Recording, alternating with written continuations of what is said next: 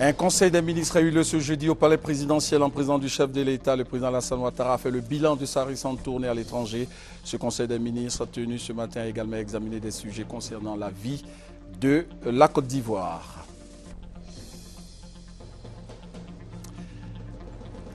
L'actualité en Côte d'Ivoire, c'est aussi l'annonce des résultats des réclamations formulées par des candidats suite aux élections couplées régionales et municipales du dimanche 21 avril dernier. Après plus de 2 mois d'enquête et d'analyse, la Cour suprême a tranché.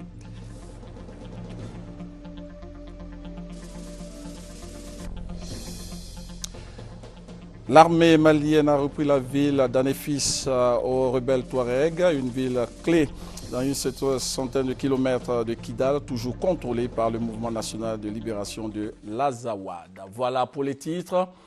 Bienvenue à tous. Dans ce 20h, le dossier de la rédaction dans une quinzaine de minutes, dossier consacré au manque de pièces de monnaie dans les transactions. Difficile aujourd'hui de faire une transaction sans être confronté au problème de petite monnaie. Les commerçants s'en plaignent. C'est aussi un constat qui provoque des grincements de dents chez les clients. Au milieu, entre les clients et les commerçants, une nouvelle race de vendeurs est apparue. Il s'agit des vendeurs d'argent. On en parle dans le dossier de la rédaction de ce 20h.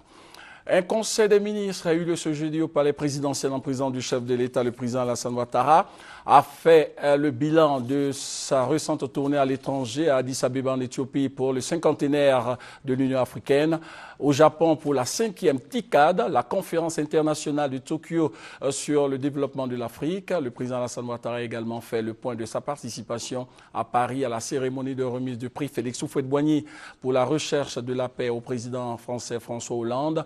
Ce conseil des ministres tenu ce matin a également examiné des sujets concernant la vie du pays. Revenons sur les temps forts de la cérémonie de remise de prix Félix Houphouët-Boigny pour la recherche de la paix au lauréat 2013 François Hollande, et c'est avec Jérôme Kofi Abolin, notre envoyé spécial.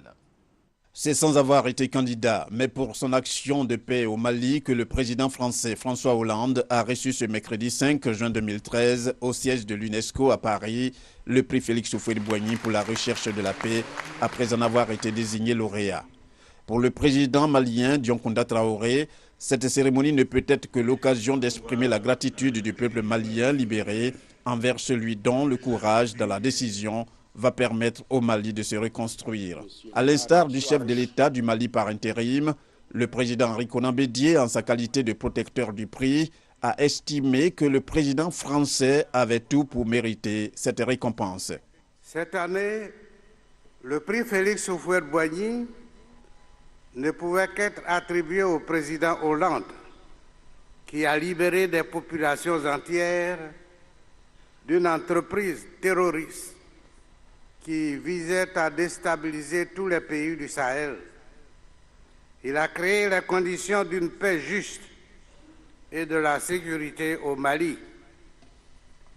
Nous devons tous, Africains et Européens, le remercier et le féliciter pour cette distinction qu'il a si bien méritée.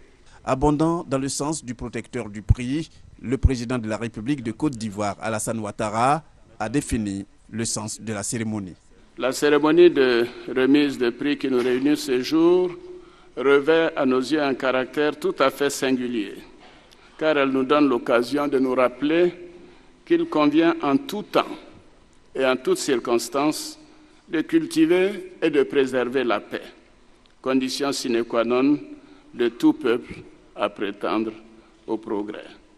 C'est pourquoi, ainsi que nous l'affirmions lors de la dernière remise du prix Félix Houphouët-Boigny en ces mêmes lieux, nous réitérons notre ferme volonté de promouvoir, avec le concours de l'UNESCO et de la communauté internationale, la culture de la paix et du développement humain en Afrique et partout dans le monde.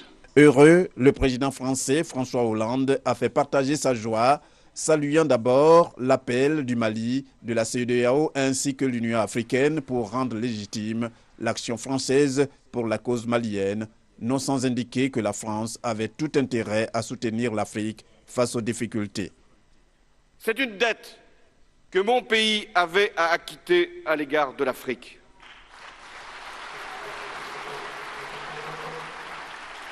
Parce que la France ne pouvait pas oublier la participation des soldats d'Afrique à nos côtés lors des 2 dernières guerres mondiales.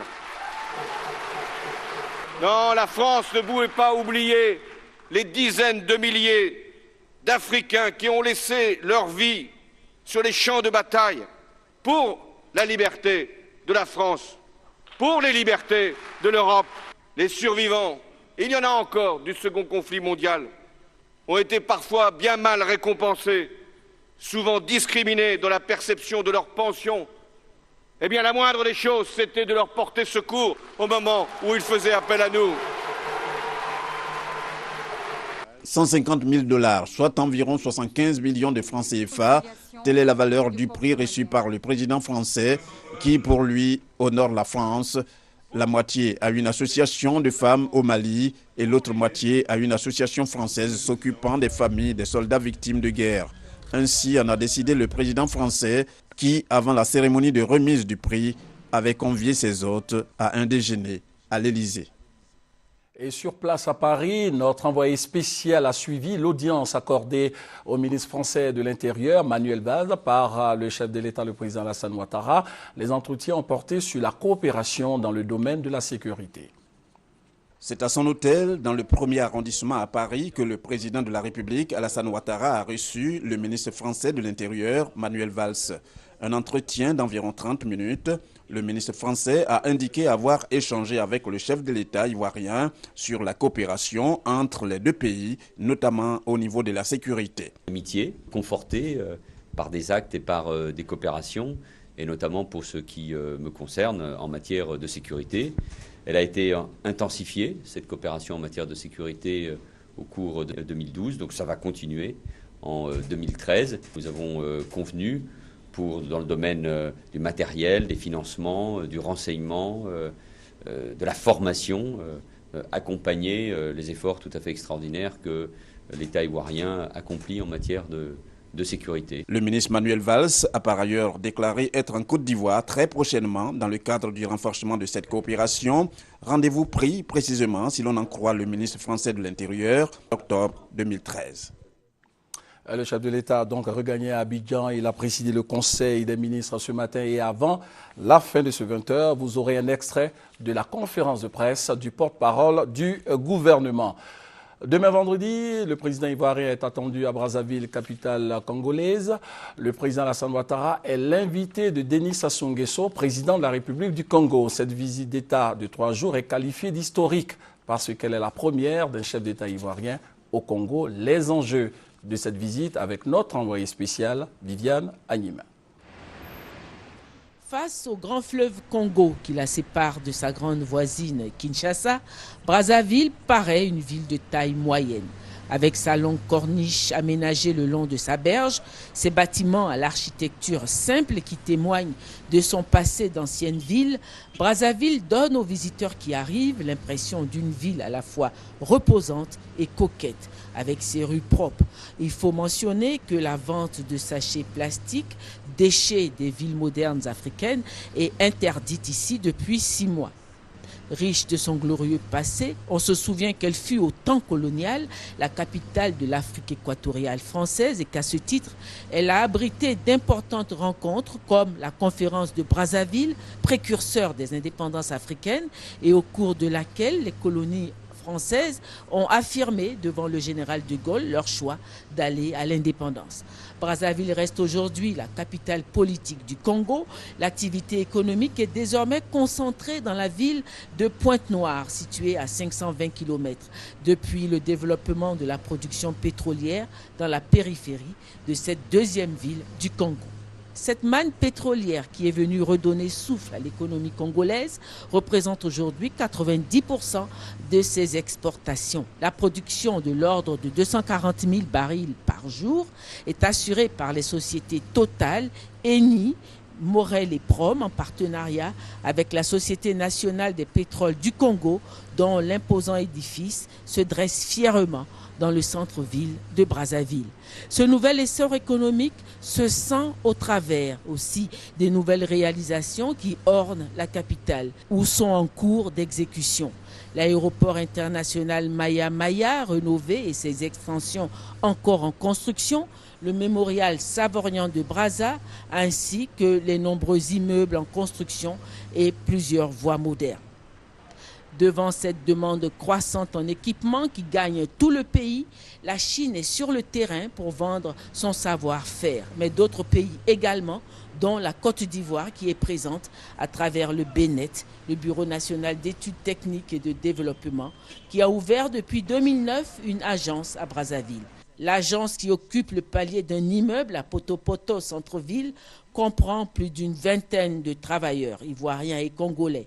Elle offre comme prestation des études de projet et le suivi et contrôle de travaux. Pour ce qui est des activités propres au Congo depuis 2009, nous sommes occupés de contrôle de route, de beaucoup d'études de route, et puis beaucoup aussi d'études dans le système d'adduction d'eau.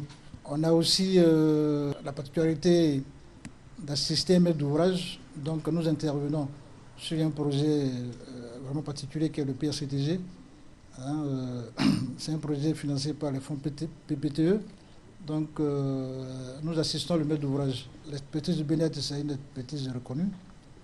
Et je pense que ça se porte assez bien. Le BNET n'est pas la seule entreprise ivoirienne qui est pignon sur rue au Congo. D'autres entreprises ivoiriennes sont également présentes, dont la dernière en date, la compagnie Air Côte d'Ivoire qui assure une desserte sur Brazzaville.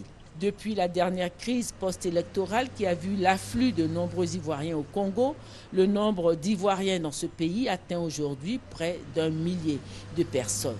Le Congo, pays hospitalier, compte également sur son sol de nombreux ressortissants africains. Il est donc certain que la visite d'État du président de la République de Côte d'Ivoire, le président Alassane Ouattara, du vendredi 7 au dimanche 9 juin dans ce pays, va à coup sûr relancer la vieille amitié qui a toujours existé entre la Côte d'Ivoire et le Congo en lui donnant un cachet officiel. Une des attentes de cette visite d'État reste l'espoir de la création d'une ambassade de Côte d'Ivoire au Congo. Voilà, c'était notre envoyé spécial à Brazzaville, Viviane Agnimin. Ici à Abidjan, le Premier ministre Daniel Kablan-Duncan a échangé avec les parlementaires ouest-africains. Cette rencontre a été essentiellement consacrée à l'amélioration de la couverture santé universelle dans les pays membres de la CEDEAO. L'objectif, c'est de garantir aux populations des soins de qualité à moindre coût, nous dit notre reporter Hugues Hervé-Blé. La visite des parlementaires de la CEDEAO chez le Premier ministre intervient en marge de la réunion à Abidjan des commissions santé et des affaires sociales du Parlement. Des commissions qui réfléchissent à la stratégie d'accélération de la couverture universelle santé en Afrique de l'Ouest. Les parlementaires de la CEDEAO étaient accompagnés de la première vice-présidente de l'Assemblée nationale ivoirienne, Fandiga Sarah Sako.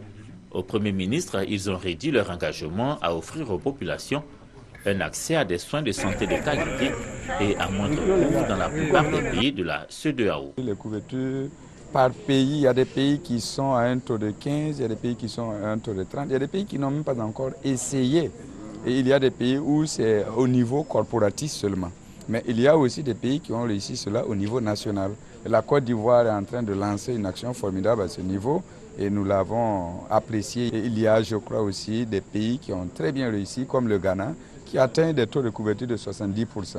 Donc la réunion va nous permettre d'étiqueter les bons exemples et de voir dans quelle mesure on peut les dupliquer, qui envoyer là-bas pour copier justement au bénéfice donc, des populations de l'espace CEDEAO. Ce jeudi, dans l'agenda du Premier ministre, une audience accordée au directeur de cabinet du secrétaire général de l'OIF, l'Organisation internationale de la francophonie, Pierre Cocatrice est venu transmettre les messages de félicitations et d'encouragement du secrétaire général de l'OIF, Abdou Diouf, aux autorités ivoiriennes pour leurs efforts consentis dans la période post-crise pour la relance de l'économie nationale. L'envoyé d'Abdou Diouf a également félicité la Côte d'Ivoire pour l'organisation des Jeux de la francophonie qui se tiendront ici à Abidjan en 2013. Et sachez que le Premier ministre Daniel Kablan-Duncan représentera le président Alassane Ouattara au 39e sommet du G8 qui va réunir en Angleterre le samedi prochain les chefs d'État et de gouvernement des 8 pays du monde les plus puissants économiquement. Il s'agit de l'Allemagne, du Canada, des États-Unis, de la France, de l'Italie, du Japon, du Royaume-Uni et de la Russie. Les travaux de ce sommet du G8 vont s'articuler autour de la sécurité alimentaire dans le monde. L'actualité en Côte d'Ivoire, c'est aussi l'annonce des résultats des réclamations formulées par des candidats suite aux élections couplées régionales et municipales du dimanche 21 avril dernier. Après plus de 2 mois d'enquête et d'analyse des dossiers, la Cour suprême a tranché. En plus d'Anyama, les élections municipales sont annulées à Doropo, commune dans le département de Bouna. Les élections régionales dans le Tchologo sont également annulées. C'est ce qui ressort de l'audience de la Chambre administrative de la Cour suprême chargée de statuer sur le contentieux des élections locales en Côte d'Ivoire. Outre ces 3 annulations, 7 requêtes ont été jugées irrécevables. Les 92 autres requêtes formulées par des candidats malheureux ont été rejetées. C'est le cas par exemple à Djamé, Trècheville et Koumassi. Je suis satisfait pour les candidats du RDR. Dans l'ensemble, nous avons remporté beaucoup de mairies.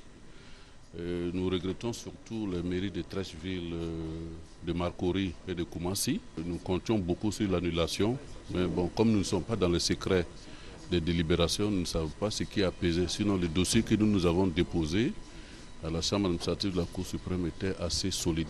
Le président de la Chambre administrative explique pourquoi tant de requêtes ont été rejetées. Il y a beaucoup de rejets, mais tous les spécialistes du droit électoral savent bien que le contentieux des résultats est un contentieux de la sincérité, ce n'est pas un contentieux de la légalité. Il ne s'agit pas de venir dire que mon adversaire a triché. Il faut prouver que votre adversaire a effectivement triché. Et il est très difficile, ou en tout cas beaucoup de ceux qui nous saisissent sont incapables de nous apporter la preuve. Et si vous n'arrivez pas à apporter la preuve de cette tricherie, le juge n'annulera pas l'élection. Le contentieux électoral vidé, il revient maintenant à la Commission électorale indépendante, CEI, de reprendre les municipales à Anyama et Doropo, ainsi que les régionales dans le Tchologo.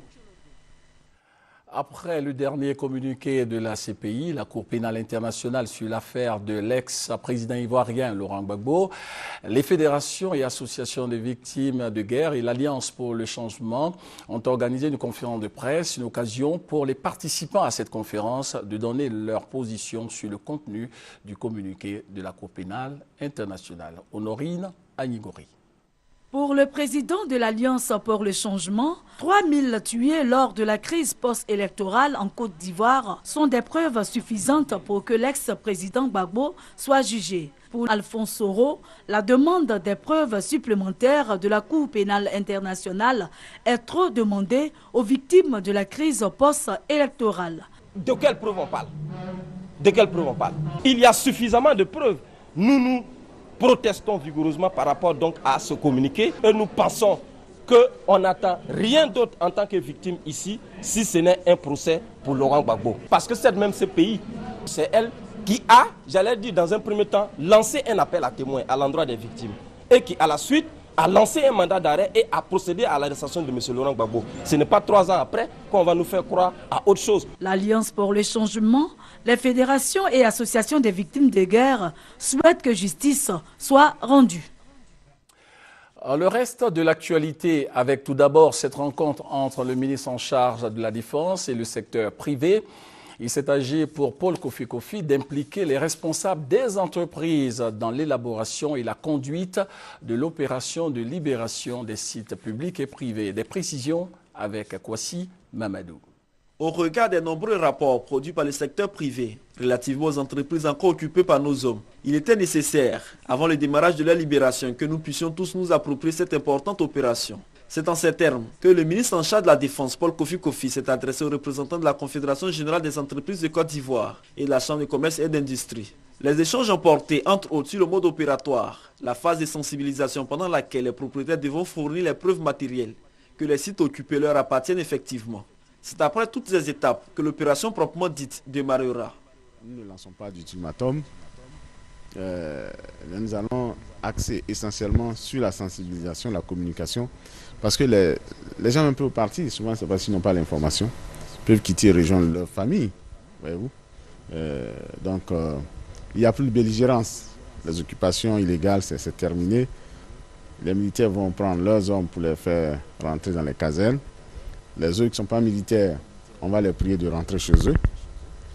S'ils sont en armes, on va les mettre en rapport avec l'ADDR et le Comité national des armes légères pour récupérer les armes et leur proposer des programmes de réinsertion. Pour cette importante opération qui débute à Abidjan, puis à Bouaké avant de s'étendre sur l'ensemble du territoire national, un séminaire de validation du plan d'action se tiendra les 10 et 11 juin prochains à la salle de conférence du ministère d'État, ministère des Affaires étrangères, à Abidjan.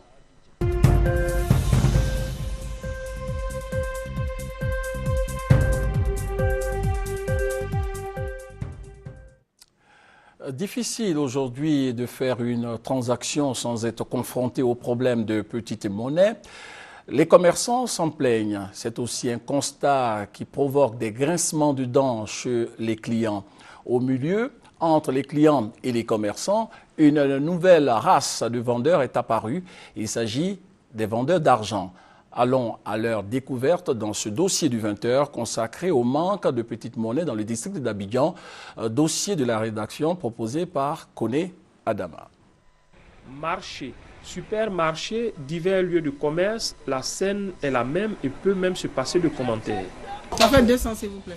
Je n'ai pas vu la monnaie. 5 000, vous parlez 5 000 non. 5 000, je n'ai pas de monnaie s'il vous plaît. Si je peux avoir 200. Vous l'avez compris, la petite monnaie manque. Situation bien fâcheuse pour les clients qui ne paient pas toujours le prix juste. On peut arrondir à 1000 francs s'il vous plaît. Bon. À 500 au moins c'est bon. 500 Ouais. Pour 5 000. Je ne comprends pas. Pour un truc de 300, je suis obligé de faire un achat de 500. S'il y a un billet de 5 000, c'est vraiment toujours un problème de monnaie ici, on ne comprend même pas. C'est ce qu'on constate nous tous. Hein? Les responsables de commerce, vendeurs et caissiers s'en plaignent également. Avec les clients, on a toujours le problème de monnaie. Par exemple, un client vient, il peut prendre un journal de 200 et il donne 1000 francs. Franchement, 800, ce n'est pas donné. Parce que souvent, on achète la monnaie à 5%.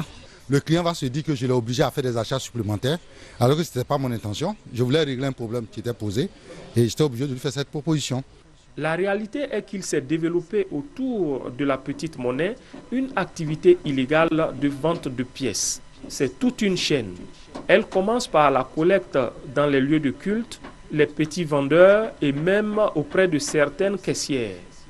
Les commerçants d'argent s'y approvisionnent à environ 3%. Ces derniers vont alors proposer leurs marchandises aux magasins à un taux de 5% en moyenne et 6% lorsque la demande est forte. Pour 100 000 francs CFA en pièces, l'acheteur paie entre 105 et 106 000 francs CFA.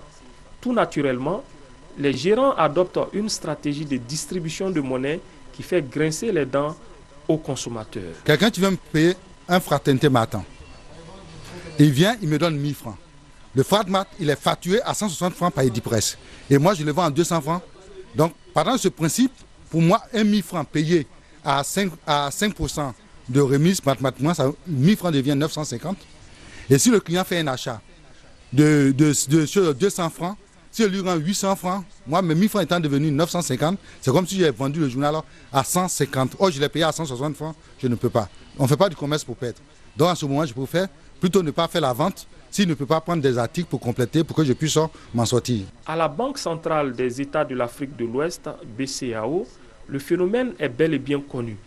Une opération d'injection de petites monnaies dans les 8 pays membres de l'espace communautaire ouest-africain est en cours.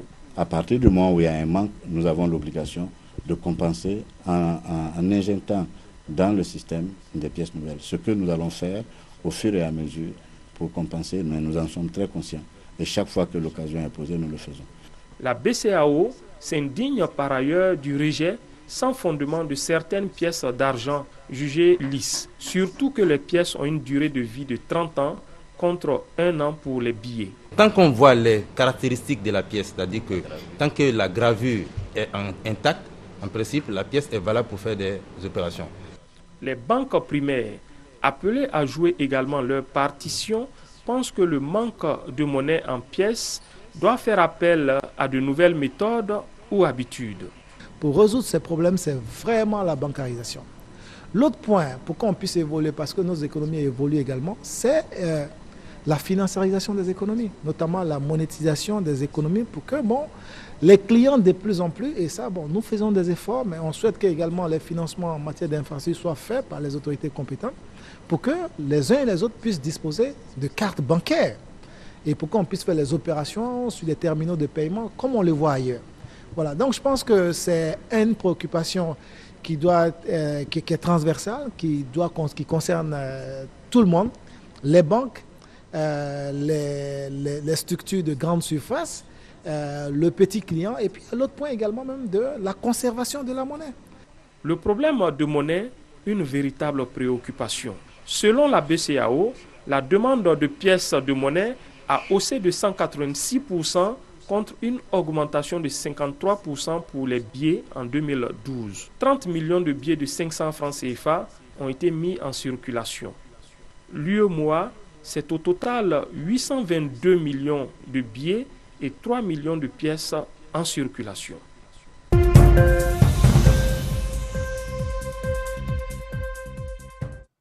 Voilà, c'était le dossier de la rédaction proposé par Koné Adama. Les inscriptions pour le Hajj 2013 ont repris aujourd'hui, ce jeudi donc. L'annonce a été faite hier par le directeur général des cultes qui souligne que ces opérations d'inscription vont durer quelques jours pour permettre aux retardataires d'achever les formalités requises pour participer au Hajj 2013. L'armée malienne a repris la ville d'Anéfis aux rebelles Touaregs, une ville clé située à une centaine de kilomètres de la ville de Kidal, toujours contrôlée par le mouvement national de libération de l'Azawad. Ce jeudi, la presse malienne fait ses gros titres sur les combats dans le nord. Hier, l'armée malienne a repris la ville d'Anéfis aux rebelles Touaregs du MNLA. À Bamako, l'opération est d'autant mieux accueillie qu'il y a quelques jours, ces mêmes rebelles avaient expulsé les populations noires de Kidal, leur fief. Je suis très content, mais jusqu'à présent, ce n'est pas au bout. Je veux que l'armée soit jusqu'à Kidal, avant les élections. Mais c'est très important, parce que si l'armée n'est pas à Kidal, je me demande comment des élections auront lieu sur tout le territoire malien. Être à Kidal avant l'élection présidentielle prévue le 28 juillet prochain, c'est l'objectif affiché par l'armée. L'armée qui pour l'heure affirme renforcer ses positions à Anéfis en attendant de poursuivre plus au nord.